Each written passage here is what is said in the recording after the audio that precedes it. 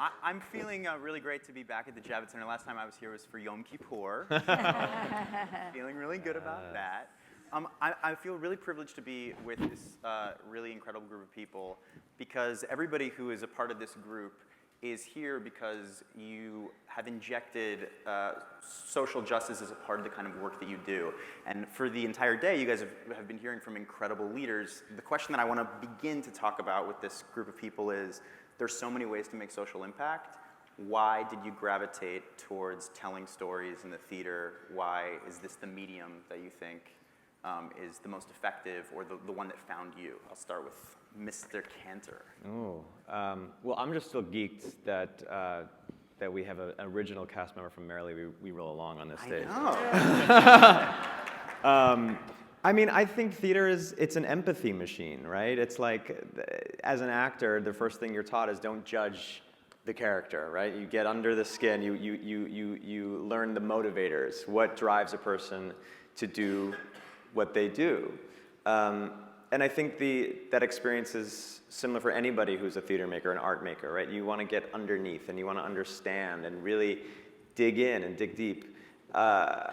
And I think it's that kind of, that empathy that we generate, that we curate, and that we experience in the theater that ultimately allows us to walk out with a wider perspective of humanity, of the other, and realizing how unique and different and yet the same we all are. Pretty good answer, Adam. Lisa, what about you? Well, I'm gonna really crank up the contrary Jew in my answer here. You know, I know that everybody here knows the joke about, you know, the Jew on a desert island where there are two synagogues, so there's one he refuses to go to. I think I'm in theater because it's a vocation and it calls you, you know, and also because I'm a ham and, you know, whatever other reasons that we all do theater. And I do think that, you know, so I was sort of drawn to the stage, and then over time I became a writer, and, you know, there was no place for me when I sort of started in professional theater because I was, as I was told, I was a character actress, which I realized at some point was code word for lesbian. And so, so I will say that, you know, one of the things that theater can do, art can do, is to reframe and recenter the way we look at the world. And, you know, culture is what makes us visible to each other. And when we encounter art from the perspectives of people who have not been visible in the culture, we can feel our world getting bigger. When I was working on Fun Home, people would often say to me, meaning to be complimentary, this story is so much bigger than a story about a lesbian. And I would think this story is exactly the size of a story about a lesbian. What has changed is your idea of who is a fully prismatic human who can be a protagonist of a human story. So I think that, you know, art can do all of those things. But I do not think that it is the most effective tool for social justice work. Social justice work, it has a specific goal. It looks for changes to the structures around us that shape our ability to manifest our dreams or to be thwarted, which are laws, regulatory structures, you know, all of the actual structures that make up the material world. Those things are not changed by art. Art might contribute to that conversation, but it is the long haul, nuts and bolts work of activism and political work that actually changes those things. And I have long been politics adjacent. Activism adjacent. But you know, I think like many people, at 2016, after that election, I decided that I needed to do more. And you know, so I try to put myself at the service of organizations that have long been doing that.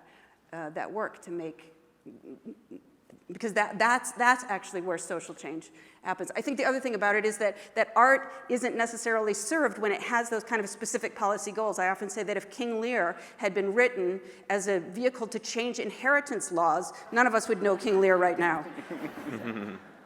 What about you, Daniel? What they said. I agree. I'm trying to find my piece. You know, this is theater. And I find that, you know, and by say this is theater, there's a stage, there are people performing to a certain degree. And there are you out there who are actively trying to find yourselves in the four of us, which I feel is what theater actually does more than anything, as opposed to opening your world view up. You actually open up your view of yourself. As you find yourself in whoever's speaking, you then find yourself betraying yourself when that one self decides to say something that you wouldn't say, or something that you wouldn't say out loud, and now you've been exposed in a way. We all just got PhDs from Daniel. Sorry. But you know, so which I think theater, specifically commercial theater, has a hard time doing, because commercial theater often is for whoever can afford it versus who needs it. And I would say we all need it. So social justice then becomes, the activism becomes being other in the theatrical space. It becomes a social change, you know. To be able to afford to go see theater becomes social change. To be able to be on stage and represent a demographic that isn't normally on the stage is immediately social change. So it's both to me. It's this space where it doesn't have the power to do it, like you say, and yet it in and of itself is social justice, because the people on the stage and the people witnessing it are having this social conversation that they might not have otherwise been having. It is a civic endeavor. Let me ask you guys, do you think there's a difference between what you're able to or capable of injecting in what is considered commercial theater versus what you might do that you don't think would ever see the light of day? Do you think there's more permission, or what are the rules, or what are the sort of cages that you think exist that exist for things that are deemed commercial, and what are ways to sort of break that down? Because as you're saying, you know, only certain people get access, or only certain things have the kind of wide reach that can convey messages. How do you begin to break that down? You know, there's the powers that be, you know, that exist to, you know, if we're talking about I'll move outside of theater for 2 seconds. Like Nat King Cole's show was canceled in the 50s because Madison Avenue suggested that everyone wouldn't want to see it, when that simply wasn't the case. Nat King Cole was getting hundreds of letters from people from the South, like, I'm a Southerner and I'm white and I don't normally like black people, but I really enjoy this show, you know. And it goes, no one really knows what will be allowed to pop until it's allowed to pop. Rent was allowed to pop. Fun Home was allowed to pop, you know. So there's a certain allowance that happens by somebody who's either willing to take a chance, understands the commerciality of it, you know, because essentially that which is for everyone will make the most money, which I think a lot of people forget about. It's like, what is not so much niche, but it actually invites everyone in. You're going to make more dollars if you invite everybody into the room as opposed to only a certain few. What were the challenges in developing Fun Home? What did people say to you, or did you have the feedback that this wasn't going to be something that could exist on Broadway? Yeah, I think that there was always that, I mean, just as you're describing, there was always that, you know, the prediction based on what had been true in the past. Mm-hmm. You know, things aren't possible until they're possible. I don't believe that Fun Home would have found its audience on Broadway 5 years earlier. You know, as I was mentioning before, I think that culture is a kind of scaffolding of image. And I think that at the point when Fun Home arrived on Broadway, decades and decades of work on the margins of artists and activists had created that cultural scaffolding so that audiences had a way to comprehend what they were looking at. And I know, because I started making work on those invisible cultural margins, that we were not just culturally invisible, I often felt like we were actually invisible. Actually, a couple weeks ago, my partner my spouse was in a bar trying to kill some time in the East Village, and there was this kind of like hipster dude who was the bartender, and she tried to get his attention to buy a drink, and she could not get his attention, and she said, so she just sat there without buying anything for like an hour and a half, and she said, you know, I really just combined my white privilege and my lesbian invisibility, and it worked out fantastically for me. So, yeah, so I think Broadway is not, things can feel, if a show like Fun Home, shows like that, when they make it to Broadway, I think it's about a coalescing of cultural work more than the actual groundbreaking of it. I think that then there's this other thing, which is who's making the decisions about what goes. And this, I think, all through our field is a pressing issue, and one that I feel is important to the degree that I'm able to make decisions about my own work. For me, I endeavor to make sure that not just in terms of who's on stage, but not only who's on stage, in the creative team. And I know I'm not alone in this. There are many, many people who feel like it is just imperative that there be diversity in our creative teams in the theater, and that we have to insist on that. And this also includes making sure that our protagonists are included in this also. So yeah, I think these are specific ways that we can help to move these issues forward in our work. Yeah, I think it's really interesting you talk about how people, the social activists are priming the culture for the show. And then I also think often the shows can then, take a social message and push it further. I just want to put it to you, Adam, that you've been a part of so many shows that have been considered, we have fixing a it up. guest. Get that mic on. It's better. Well. Guys, a round of applause. I got you. You've been a part of so many shows that people have perceived to have made social impact. What do you think is the through line about those shows, and why do you think that they've sort of been sort of lightning in a bottle so many times that have resonated in the zeitgeist of the culture and moved things forward in a progressive way? Mm-hmm. Well, I mean, I'm also thinking about your last question as it relates to those shows, and most of them, I mean, Rent, Avenue Q, Next to Normal, The Band's Visit, they all sort of started as these unique little things off Broadway, in some cases off Broadway, and sort of busted out of their seams and weren't built. Of course, the writers had aspirations for Broadway, but they weren't built or sold necessarily as the next Broadway, commercial thing, versus these expressions that had to come out of these artists, and then audiences had to experience them. I think in terms of the work that I've done, it's hard to pinpoint like a specific thread between all of them, except, I mean, I'll say that again, it goes back, I think, to stories, very specific stories that touch on the universal. For example, The Band's Visit, which was the last show that I did, was this town of, a show about a village in the middle of the desert in Israel, and this group of this Egyptian police orchestra who gets lost and finds themselves in this tiny village in the middle of nowhere. And it's a story that not once is politics mentioned, not once is religion mentioned explicitly. Of course, there's the subtext there, but it's just about people from very seemingly disparate backgrounds connecting over the course of an evening.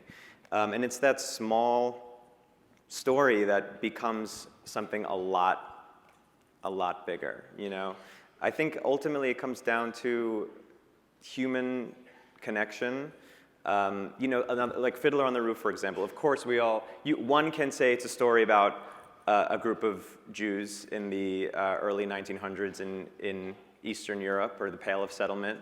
But you know, there's a great story about when the first production of Fiddler on the Roof happened in Japan, and Sheldon Harnick, the lyricist, and some of the creative team went over to Japan, and the Japanese said, "We can't believe, how did you know our story? You know, how did you get it so right? You know, you're writing about something very specific which becomes completely universal. The story of tradition versus modernity, the story of what we pass on and how do we hold on to our roots while embracing change.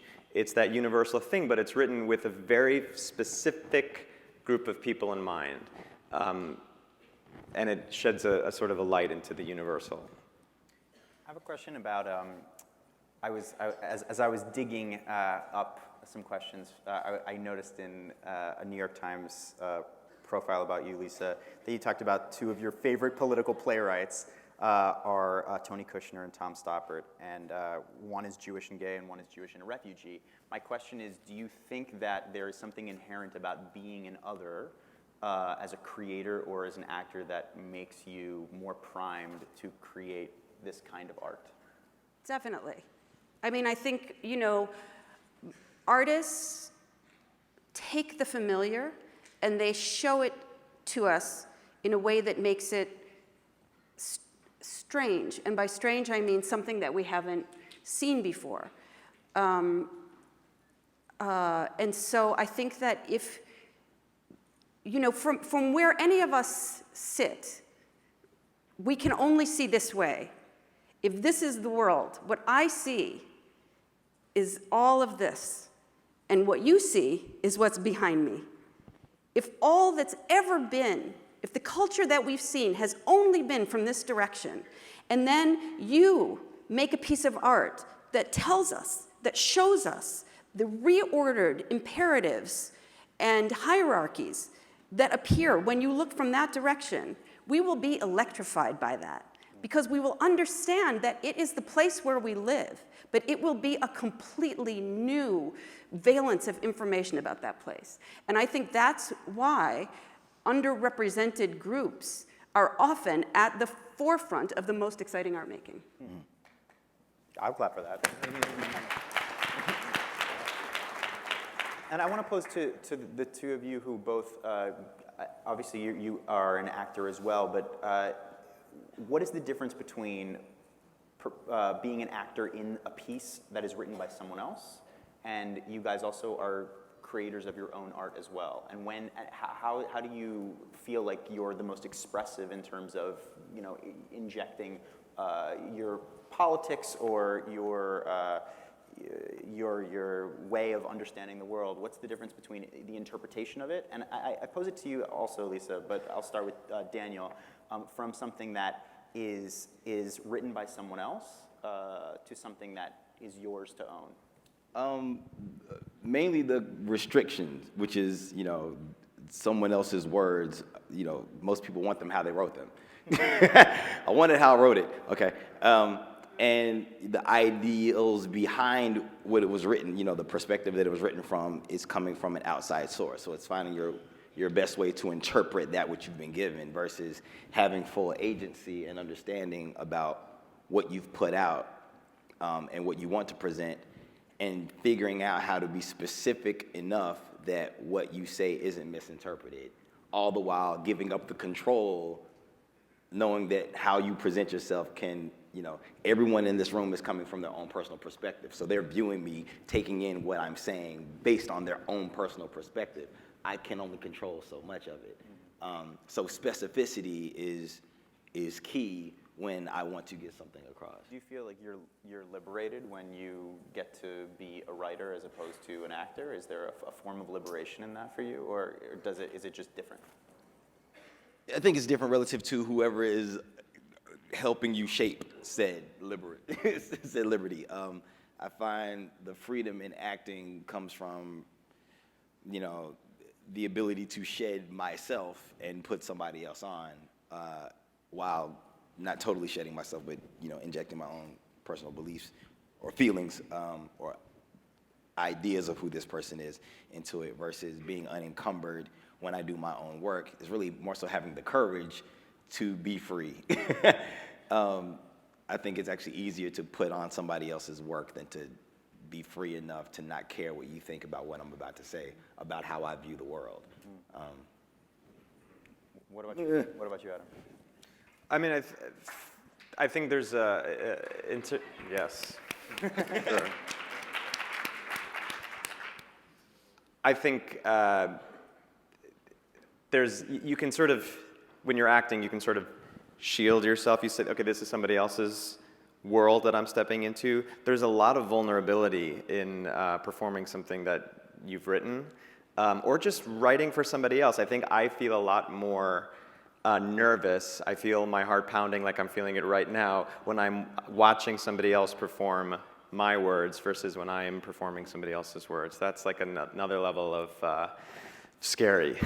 I don't know if you feel, how you feel about Yeah, definitely. I mean, for me, it's been very interesting to go back and forth between the two. And I mean, acting is not easy. And really giving yourself over to somebody else's view of the world, that's hard I mean, in some ways it's a relief to just say, I'm just gonna do this. But I am so grateful as a writer for actors who just accept and commit the worldview of their characters, and they're not, wrestling with it, but they just lift it and communicate that thing. I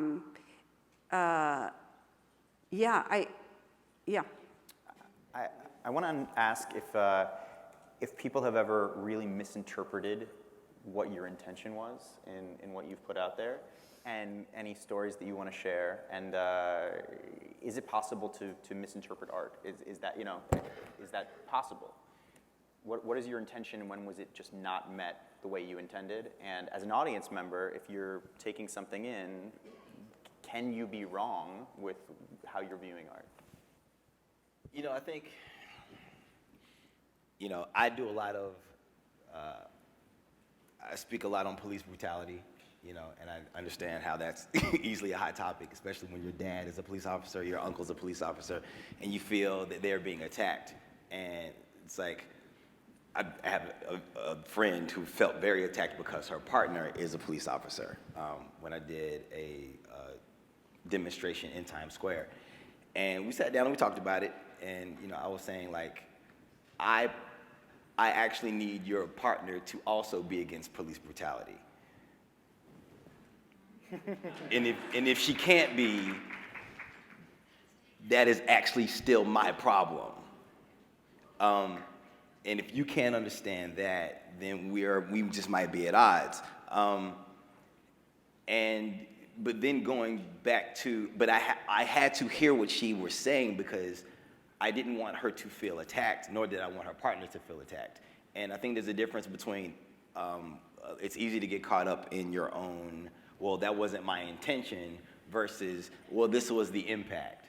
And sometimes you have to take in consideration the impact, which goes back to trying to be specific. It's like, okay, well, you might not have heard me clearly. Maybe I wasn't clear. This is what I was saying. But if I stay getting caught up, well, my intention was this, my intention was this, you've negated the impact that has happened. And I feel like that's what happens a lot of times where the empathy gets missed and where the lines get crossed, is because both of us are so worried about what our intentions were and neglecting what our impact had been.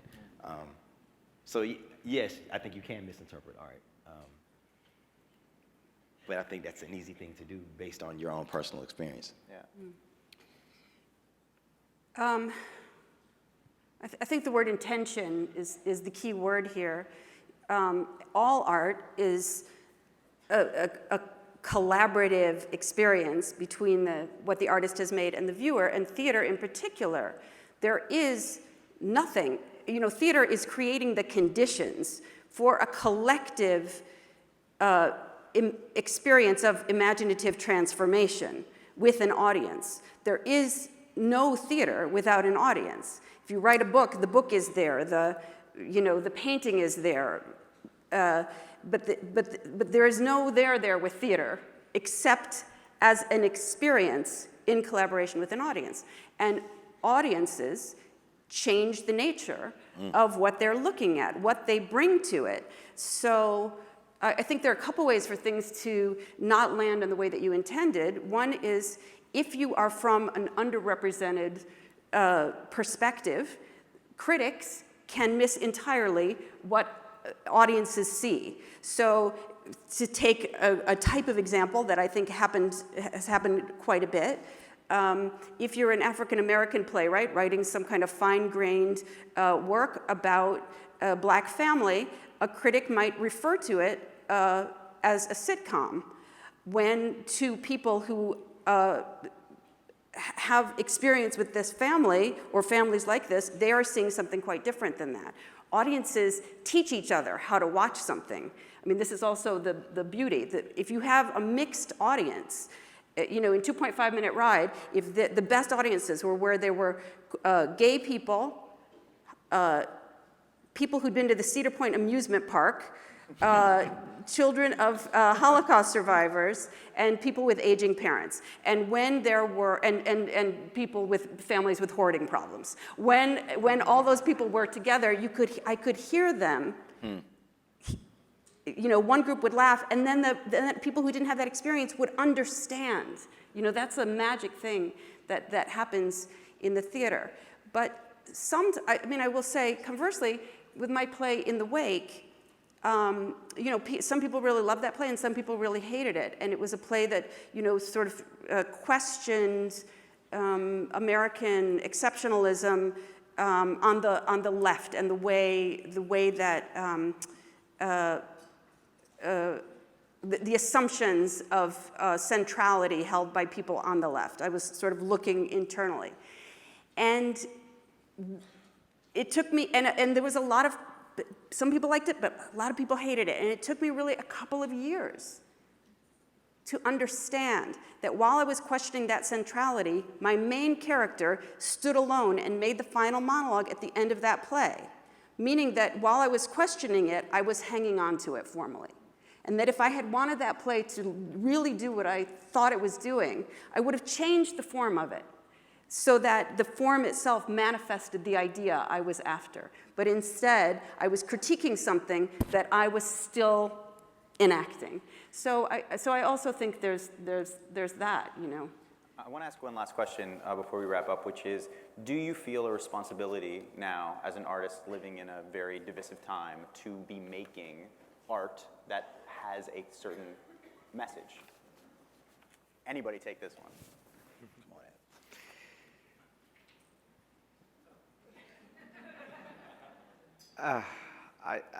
I go back and forth. I mean, I think, yes, I personally do feel that responsibility. I don't think that everybody should feel that necessarily. I wouldn't say that everyone should be making art as a response to our divisive times.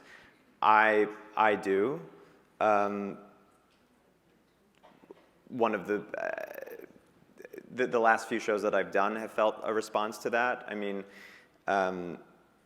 with Fiddler on the Roof, for example, and this actually ties into your last question of misinterpretation, the show began with Tevye in a modern day dress, talking to the audience in 2016, sort of removed this red jacket that he was wearing, this sort of modern, what looked like a ski jacket, but it was just supposed to be a modern jacket, removed it, and it became Tevye. And at the end, went back into it. This sort of framed the show in a way that made us see these as modern-day refugees, in a way. See the group of Anatefkans who were just evicted as, at the time, like the refugees that we were seeing on the front pages of the newspapers.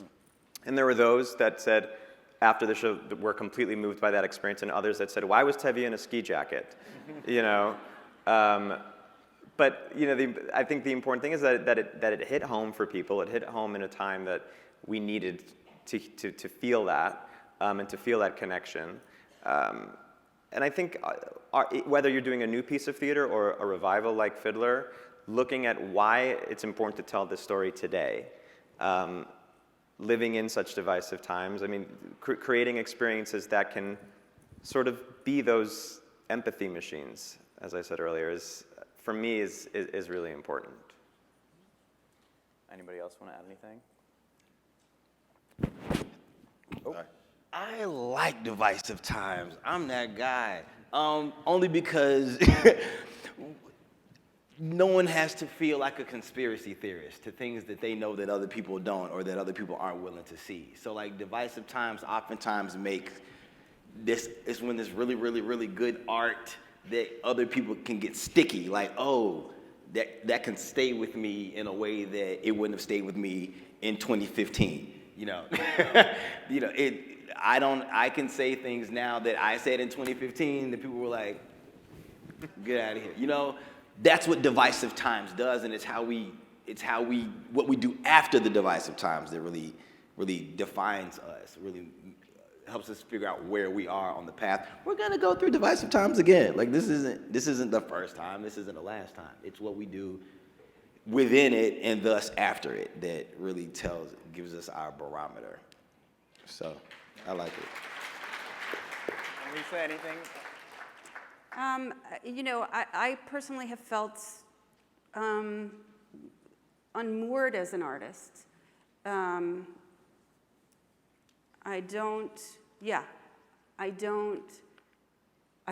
think making art is good. For myself, I'm not quite sure what the ground is, and I think that art can be made from that, but I'm not quite sure what it is. I'm still, you know, still working at it. It's still my vocation, but in terms of what I feel a pressing need to do, it is to activism, and you know,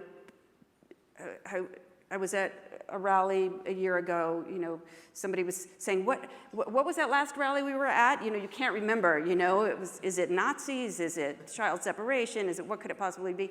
And I saw somebody holding up a sign that said, "This is what I prepared in Hebrew school for." And you know, I think a lot of us feel that this is the moment we were prepared for, and so I definitely feel, and I'm not a good activist. I'm a terrible activist. I'm the disorganized organizer. I'm just terrible at it.